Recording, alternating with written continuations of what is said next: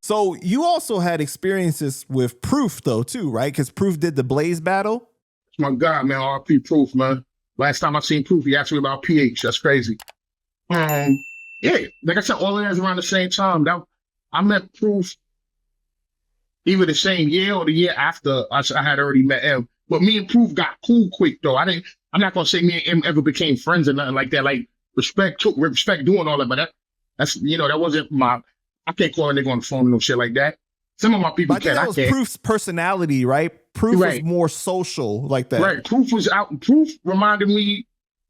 I ain't gonna lie. Proof maneuvered kind of like one of the reasons I fuck with Proof. He kind of moves around how I move around, and like how he's integral to his community, and how he interacts in multiple circles and is revered in each community that he's in a high regard.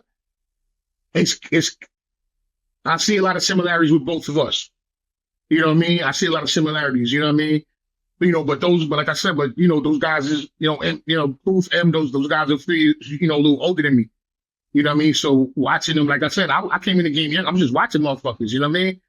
But Proof, he came through. I probably met him at the Blaze. You know what I'm saying? But I met him on some rapping shit, man. And he was, and Proof is super solid. Every time I see him, like he was always the same. You know what I'm saying? He was always about whatever the fuck. You know what I'm saying?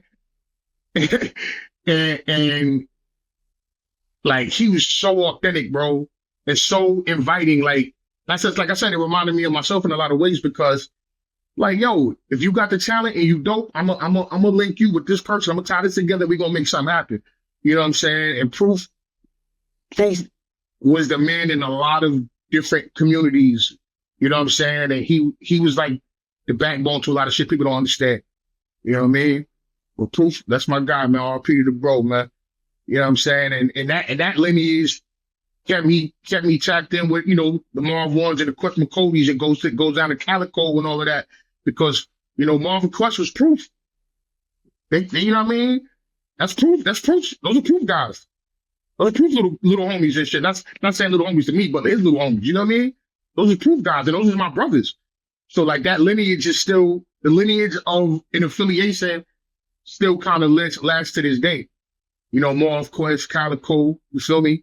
Like those are my guys. That's why when Calico came to New York, I made sure to take care of him as much as possible. We gave him his first plates out here before URL, took him off the roster and shit. You know what I'm saying? Like I'll make sure he was good. You know what I mean? But that all stems from the Proof relationship at the beginning.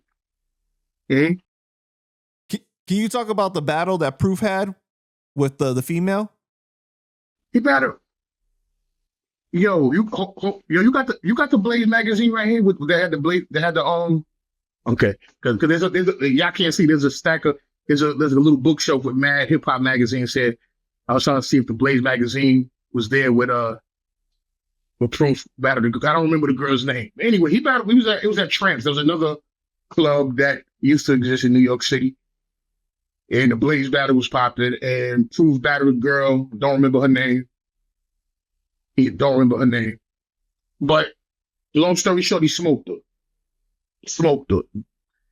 But this is a different era. This is a different time. You know what I mean? Like how battle rap has evolved into what it is now. It wasn't that at the time. So he battled a girl, a female, a woman, whatever you want, and he was very out of pocket. You know what I'm saying? Just saying, flagrant. He's battling her. He disrespected her. Let's be real. So he was smoking her, but being very politically incorrect for the most part. So they gave her the sympathy vote because it was like, oh, you bullying her, you shouldn't be doing that. But it's a battle, bro. There's no rules. So he was saying he was wilding on her, and the judges didn't like that shit. So they gave her the sympathy vote, but she definitely did not win, and he definitely did. But she got the sympathy vote, and in the next round she ended up getting smoked anyway because she didn't win the first round. You know what I'm saying? But yeah, Proof kind of got disqualified for just being disrespectful to Shorty. I wish I remember her name, but I don't remember her name. That's wild though, because if you're gonna host a battle, you should know what the fuck to expect. No, that's not the it's easy to say that today because for the most part, battling there's only a few formats of battle rap that's accepted now. Back then, every place you battled was a different format. Like you had to acclimate to whatever their rules were. You know what I'm saying? So just because he was smoking shit in Detroit or whatever have you, you gonna come out here and go to this Blaze shit. It might not be the same rules that apply, and it's the things that may rock out there may not rock out here.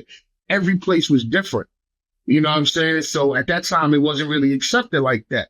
And he hosted plenty battles, and he won a billion battles. But this particular one, yeah, it wasn't his day because they didn't like the fact that he was, wilding on Shorty like that. So, it was every battle, no matter where you went, it was a different format. That's how it was back in the day. There was no set formats for battles until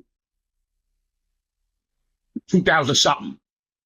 You know what I'm saying? There was no real set format. There was so many different ways that people battled. There was no set, we're going to do X amount of rounds, this amount of time, this, that. There was no one set rule. There was not one. So you can go anywhere and be completely different. Like I said, Scribble Jam, we battled. They didn't call who won or lost. We just got on stage. And then the next round calls and they bring the people up. You ain't even know. They never said the winner is. They never said none of that. You just stood around waiting, holding your dick until they was like, oh, they call you or they didn't call you. So there was no, so you can't really say that. You know what I mean? You can't retroactively put today's rules on the way shit was structured back in the day. Did you talk to Proof after the battle? Like, was he upset about it?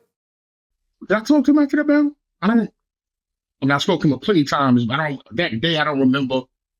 Honestly, I don't remember. But I mean, obviously, dude's career and what he did, like, totally superseded anything that happened that night. So I mean, I'm pretty sure I think he was okay. I think he was okay with it. I mean, shit. Like 2 years later, motherfuckers, like 2-3 years later, the motherfuckers was doing D12 albums and shit. Like, you think he's worried about a fucking Blaze battle? Like, that wasn't even felt for everybody? Like, fuck out of here, bro. That's the shit. Like, if you really do this, like, taking losses come with it, bro. It's how you bounce back from it or what you learn from the loss. It comes like, hey, losses come with this shit, bro. Ain't nobody undefeated. Like, if you say you undefeated, you ain't battle enough or you lying. Everybody shake L's, bro. It is what it is, bro. It's a part of life, my nigga. Like, so what? You know what I'm saying? Do you remember the last conversation you had with him before he passed away? Yeah. We was in Phoenix. I bumped into him in Phoenix. We was at Phoenix. We did an event out there, and we did the radio out there. I don't remember the station. We did radio out there, and we were at the station. Me, Immortal Technique, Proof, maybe Ari the Rugged Man. I think Ari the Rugged Man was there. And for whatever reason, they weren't vibing with each other like that. They didn't really, so I don't know what the reason was behind it. But at the time, Ari was a little, Ari was a wild boy, man. That's my guy, but he was a wild boy. So I guess maybe he just didn't vibe with him because he was a wild boy, because Ari was a wild boy. But I remember like, for whatever reason, they wasn't seeing eye to eye. It wasn't like no drama. Nothing happened. Like, but I remember that they was like, just yeah, whatever. But, no awkwardness. Yeah. So I seen him that night. We was in Phoenix. I seen him, and it's funny because it was just total surprise that I bumped into him. I didn't realize that he had relocated to Phoenix during whatever time he was living in Phoenix for a while. I didn't know that. So when I pulled up to the show and do the radio station, it's like, oh shit, Proof, what up, nigga? You know what I'm saying? And we just chopping it up. And like, last thing he asked me was about Pumpkinhead. What up with PA? What up, Pumpkinhead? You know what I'm saying? He asked me about Pumpkinhead. Last time I spoke to him, he asked me about Pumpkinhead. You know what I'm saying? And we supposed to get up. When he said, when you come to New York, we gonna get up. I'm like, bet. Gave him the, damn, that might have been, what would we use it for communication? Was it 2-way pages? Or was it cell phones? But whatever, we had, let's get up, and then, the unfortunate happened, it's all gone, you know what I'm saying? But yeah. Do you know how long that was before he passed away? I couldn't tell you off the top of the head. He passed away in 2006. So was it like years before, or like, like maybe a year or two, maybe. Oh, okay. But I didn't see. But I didn't see him.